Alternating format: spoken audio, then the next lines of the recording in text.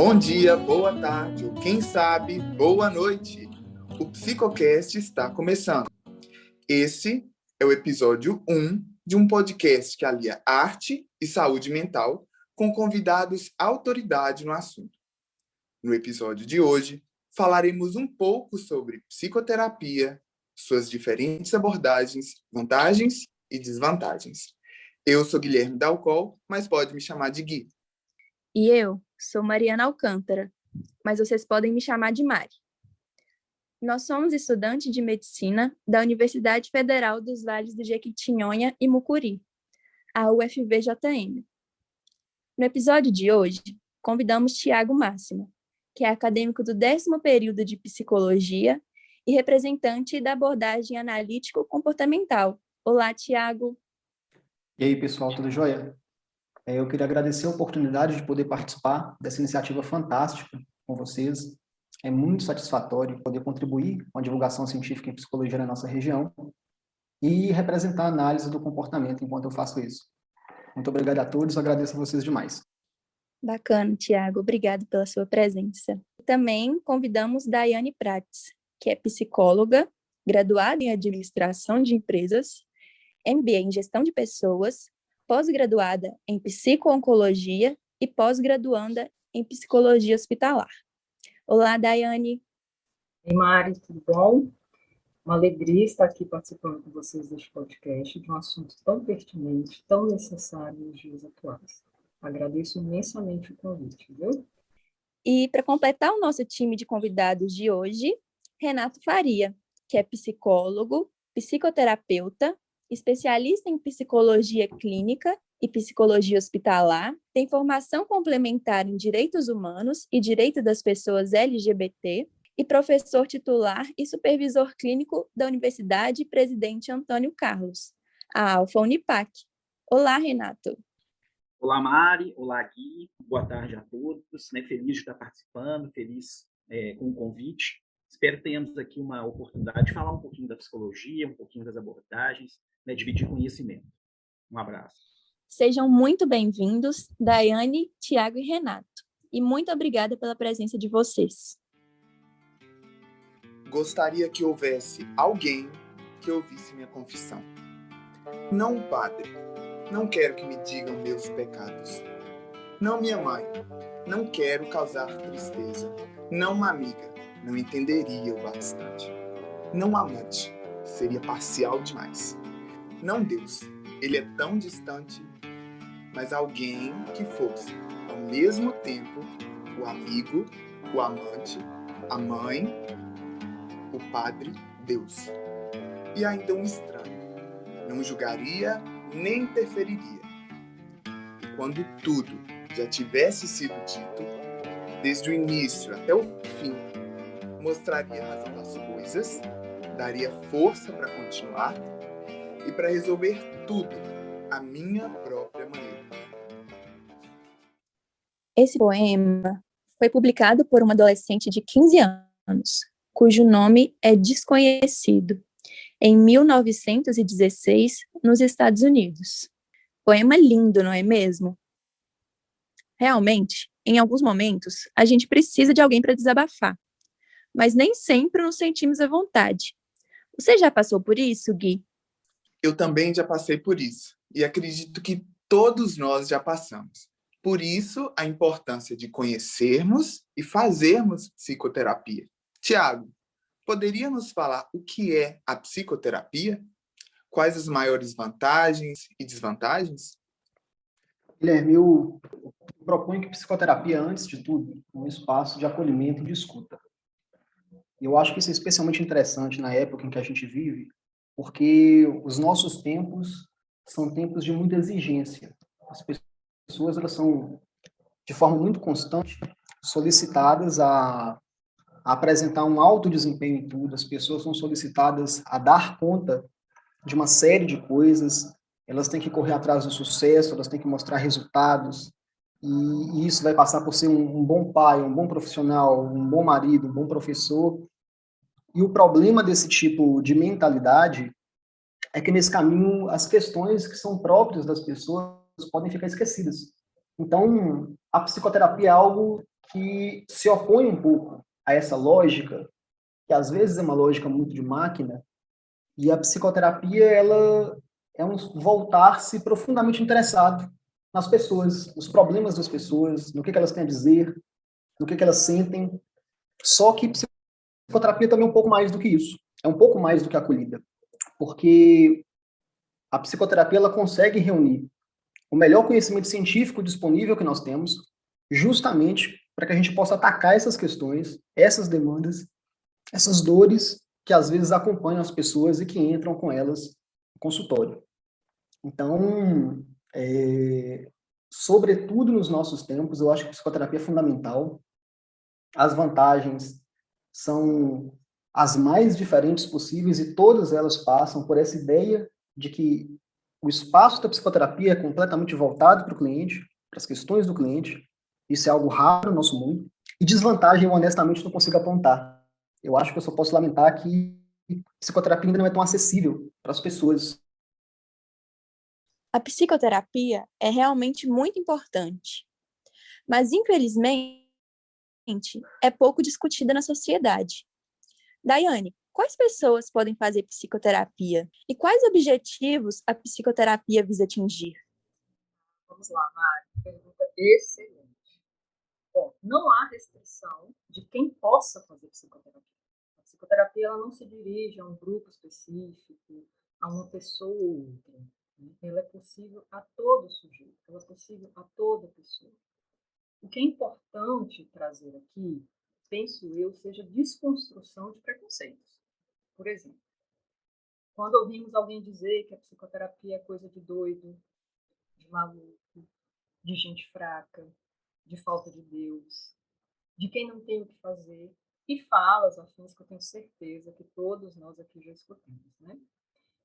A psicoterapia é, sim, para pessoas que apresentam adoecimentos e sofrimentos psíquicos, mas ela é também para quem deseja conhecer mais sobre si, quem tem questões outras que nos atravessam, como, por exemplo, lidar com o término de um relacionamento, questões de baixa autoestima, conflitos familiares, a pandemia que está aí e tem nos afetado a todos, e tantas outras questões e demandas possíveis. Agora, o que eu sempre digo, né, e gosto de frisar, que o quesito para se realizar uma análise, uma psicoterapia, está no desejo do sujeito. Ou seja, eu quero estar ali, eu quero me implicar nesse processo. Essa é uma questão muito importante. Agora, o objetivo da psicoterapia, ele tem que estar alinhado ao objetivo que a pessoa traz. Não é o psicólogo que diz para o sujeito, para a pessoa que vem ao nosso encontro, o que ele precisa fazer, o que ele precisa mudar, o que ele quer fazer da vida dele. É a pessoa.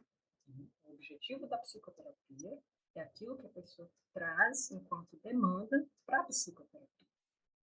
Como eu falei há pouco, pode ser lidar com o sofrimento emocional, pode ser elaborar melhor alguma perda, pode ser compreender e aprofundar melhor no seu modo de ver, sentir, agir, lidar com as situações da vida.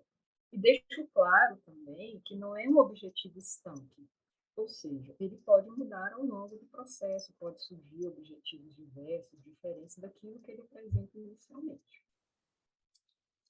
Muito interessante, Daiane. É muito legal ter diferentes abordagens de psicoterapia, porque o próprio paciente pode se adaptar melhor a uma abordagem do que a outra. Você pode dizer um pouco sobre isso, Renato? Muito bom, Gui, você perguntar, né, sobre a psicoterapia e citar que existem diferentes abordagens em psicologia. Talvez as pessoas não saibam, mas escutam que existem vários teóricos diferentes em psicologia e escutam esse nome, né, abordagens diferentes. Né? A psicanálise é uma abordagem, a análise do comportamento é uma abordagem, a psicologia humanista, existencial, outra abordagem. Uma abordagem é uma forma de abordar o sujeito. Então, cada um desses teóricos, né, tem uma perspectiva sobre como abordar as pessoas. Mas é muito importante, assim, eu considero essencial que a gente discuta, que socialize, né, os conhecimentos das abordagens, dos métodos, muito producente, mas é interessante assim, registrar, eu gostaria, né, de registrar que eu tenho muitos anos de experiência com a psicoterapia clínica e raramente eu sou procurado por alguém, né, que chega ao meu consultório dizendo que vai procurar porque eu trabalho com aquela abordagem, eu sou orientado por uma teoria específica, né, de um autor. Existem outros critérios que levam uma pessoa a procurar psicoterapia, né? Então, as pessoas estão mais interessadas em levar, como disse a Daiane e disse o Tiago, né, anteriormente aqui no podcast, o Tiago disse sobre o momento que nós vivemos, né, na contemporaneidade, as pressões, a necessidade de performance, né, as ditaduras, né, por performance, por beleza, por dar conta de tudo. A Daiane enumera por que é que as pessoas buscam a psicoterapia e fala do sofrimento, da dor. Então, as pessoas, quando vão buscar um espaço terapêutico, elas querem ser, né, de alguma forma, acolhidas, né, precisam encontrar, né, um espaço que não tenha julgamento, né, já que na sociedade a gente é muito julgado, né, constantemente, né, julgado, e num processo terapêutico existe uma certa, né, neutralidade, um certo distanciamento das questões, né, pessoais, e essa pessoa ela pode se sentir de fato acolhida e tenha condições de entrar em contato, né, com seus dramas, suas marcas, seus fantasmas, suas dores, mas também seus projetos, seus desejos, né? Uma palavra que eu gosto muito na psicoterapia é essa perspectiva do desejo. E só para fazer né, eu pensei agora aqui uma metáfora que eu costumo dizer aos meus alunos, para fazer essa diferenciação das abordagens, é que, mesmo numa situação hipotética, se eu tivesse feito faculdade no mesmo lugar que a Daiane e o Tiago, a gente se formaria, né, tendo os mesmos professores, os mesmos supervisores, e a gente escolher fazer uma especialização também na mesma instituição, tendo o mesmo teórico como referência, né? E aí também, hipoteticamente, fôssemos atender a mesma paciente, seguramente todos nós teríamos uma escuta diferente daquela paciente, as nossas intervenções seriam diferentes, mesmo que a gente tivesse, né, escutado o mesmo referencial teórico. Então, a clínica, ela é sempre pessoal, né? A clínica é a característica daquele profissional também.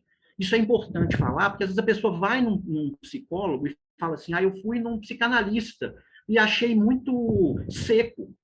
Isso é da psicanálise, não quero mais. Não, né? Isso muitas vezes é daquela pessoa que você procurou, né? Então, é importante que a gente busque, né, um profissional, né, independente dessa perspectiva de abordagem. Embora, é claro que a perspectiva de uma teoria é ela que me autoriza. Né? O embasamento, né, de uma teoria filosófica ele é muito importante. Mas quando você resolve procurar um psicólogo, não é disso, né, que ele está querendo saber. Ele quer saber se você vai dar conta, né, de acolhê-lo e dar conta das suas questões. Né? Acho que é isso. Quanta informação boa a respeito de um assunto tão relevante para a sociedade atual. Agora, Tiago, você pode nos falar um pouco sobre a abordagem da terapia analítico-comportamental? Gente, posso sim. A análise do comportamento é uma ciência relativamente recente dentro desse grande corpo de teorias e de práticas que a gente chama de psicologia, e ela nasce de uma tentativa de envolver os cientistas, interessá-los em compreender melhor por que as pessoas agem da maneira como elas agem. A análise do comportamento nasce de um interesse muito particular, do interesse de uma ciência natural, em tentar compreender por que é que as pessoas se comportam de uma determinada maneira e não de outra. E dentro dessas linhas de pesquisa, os analistas do comportamento fizeram algumas descobertas que são bastante interessantes. Eles conseguiram verificar as nossas atividades no mundo, a gente sair para a faculdade, sair para a rua, falar com alguém, visitar um amigo, etc. Todos esses contatos que a gente estabelece com uma parte do mundo, eles têm uma propriedade muito interessante, que é a de permitir que essas partes do mundo também toquem na gente. E esse tipo de contato, no qual a gente vai até o mundo, e necessariamente o mundo também vem até nós, esse tipo de relação que a gente constrói com o que está ao nosso redor, modifica um pouquinho de cada vez quem é que nós somos. E os analistas do comportamento, então, se dedicaram a entender as maneiras, os processos pelos quais isso acontece, os processos pelos quais as pessoas se constroem através das suas relações consigo mesmas e com os outros.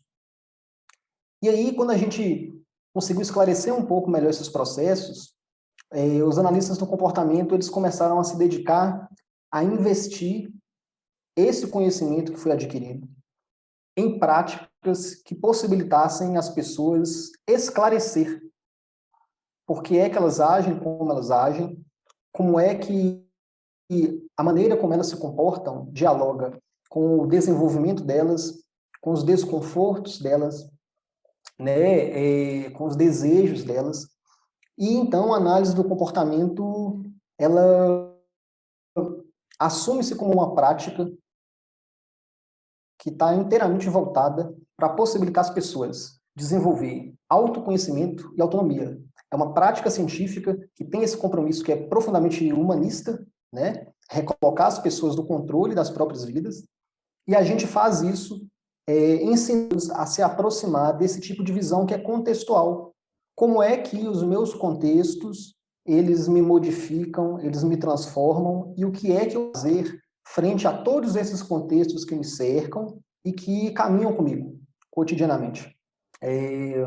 Então, eu acho que é isso, acho que a análise do comportamento é isso, e é por isso que eu brilho os olhos de falar de análise do comportamento, porque eu acho incrível a ideia de uma ciência com esse tipo de compromisso humanístico. Entender a complexidade do comportamento humano e suas consequências é surpreendente. Daiane, poderia nos falar um pouco sobre a psicanálise?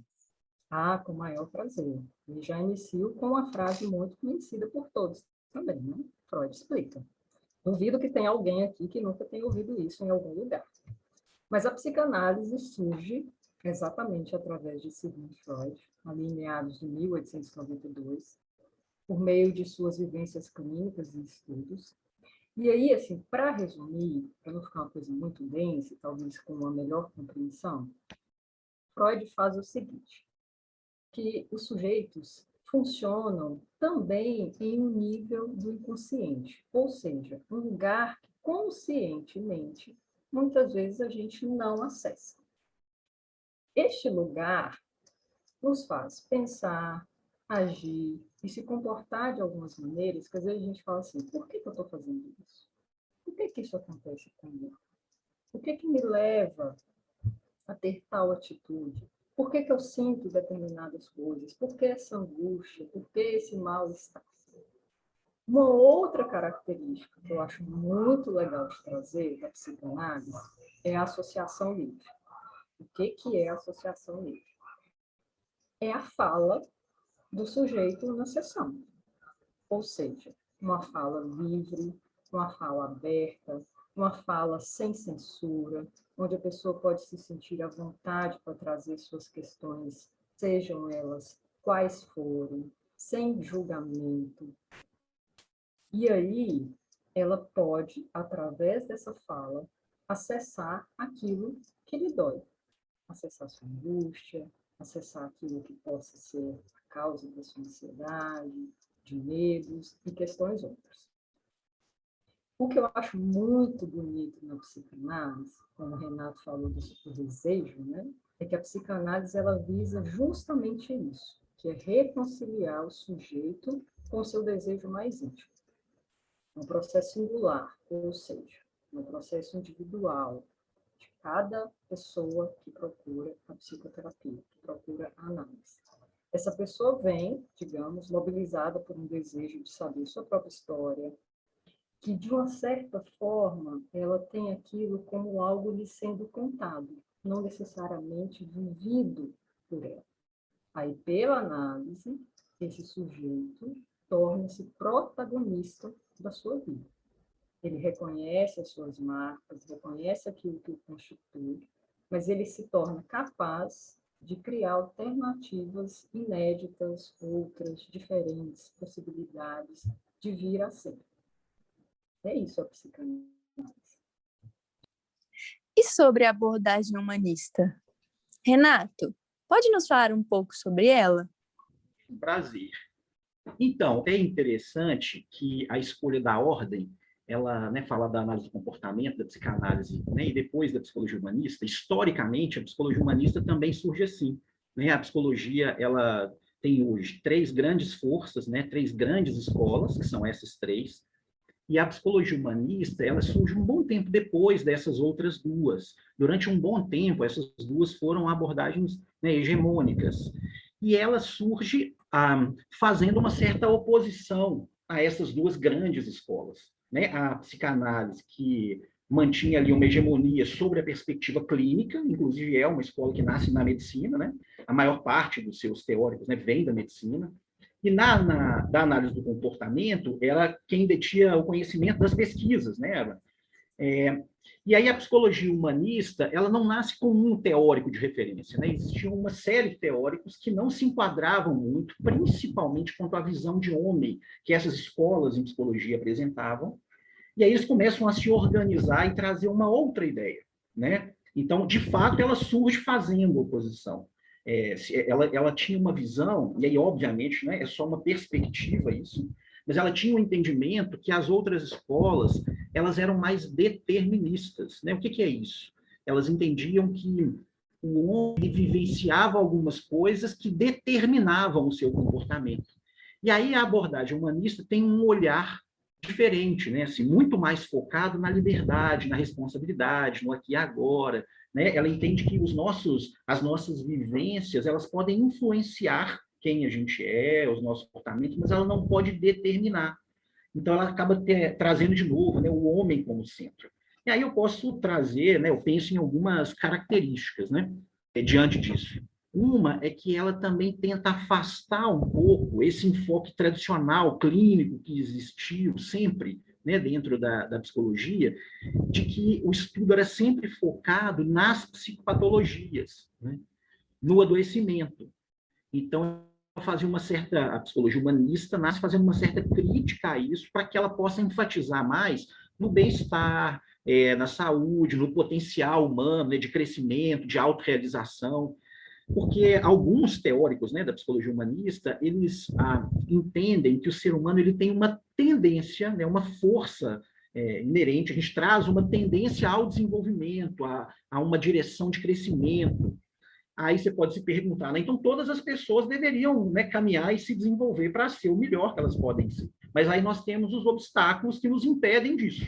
O processo terapêutico da abordagem humanista, ele tende a receber essa pessoa e, de alguma forma, oferecer ali um ambiente seguro, propício para que a pessoa possa entrar em contato consigo mesma e retomar o seu fluxo de experiência, o seu fluxo de desenvolvimento. Um pressuposto que a psicologia humanista apresenta vem da biologia, muito legal, tem um psicólogo norte-americano, Carl Rogers, que ele tem uma abordagem chamada, que é da psicologia humanista, né, ACP, abordagem centrada na pessoa.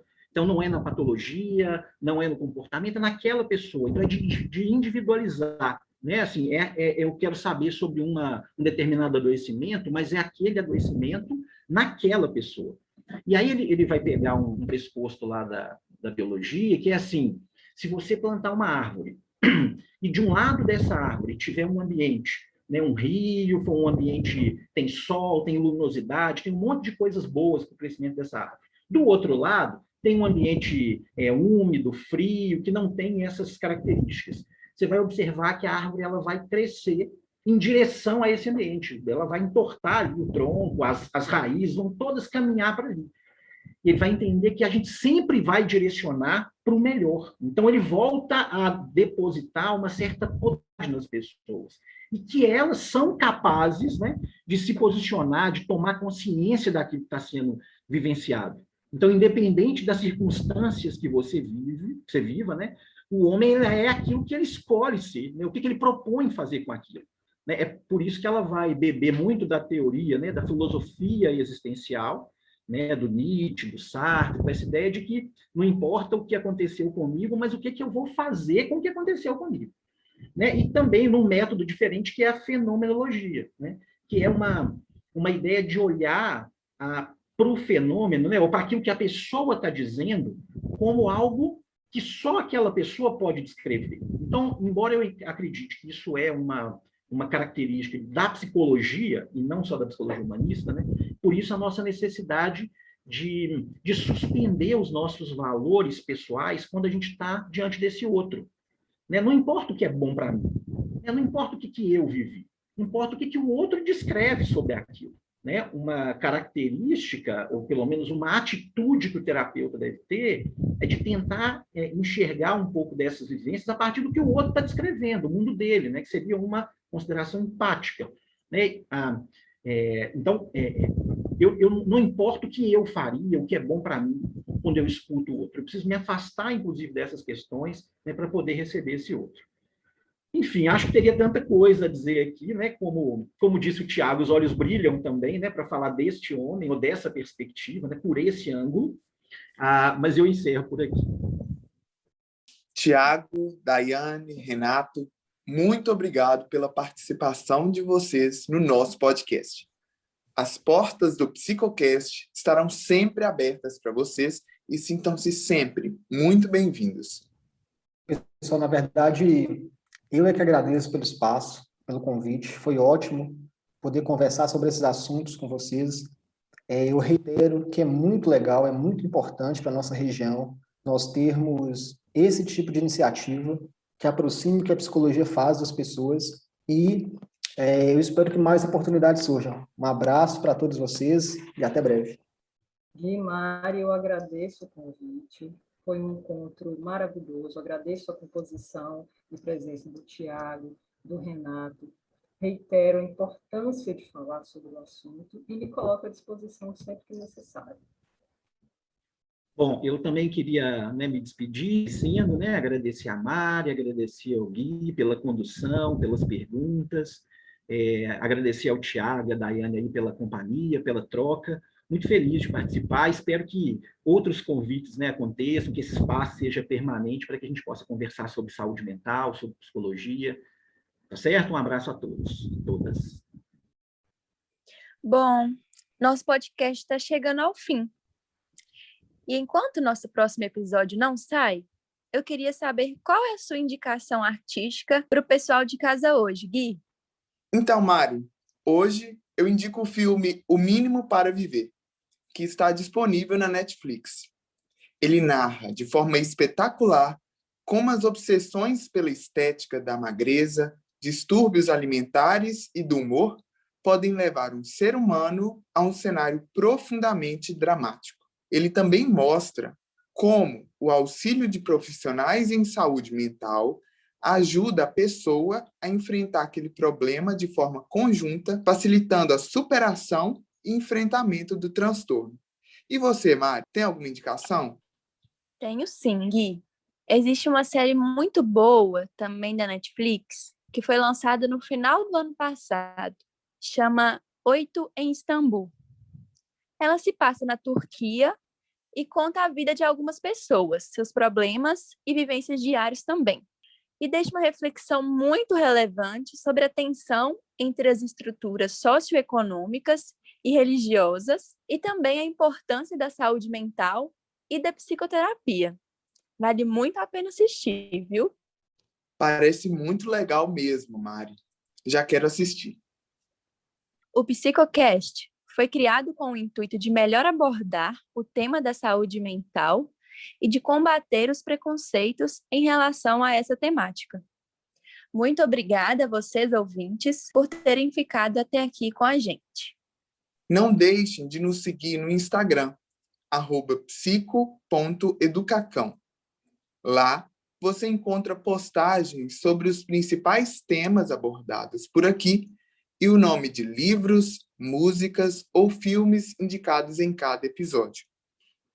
Além disso, colocamos lá e aqui na descrição desse episódio os perfis de Instagram dos convidados de hoje e uma lista de contatos de psicólogos e psicólogas que estão atendendo gratuitamente ou com preço social no formato online. Confira! Não percam os próximos episódios, hein? Quinzenalmente, nas quintas, às 18 horas. Esperamos vocês! Até mais!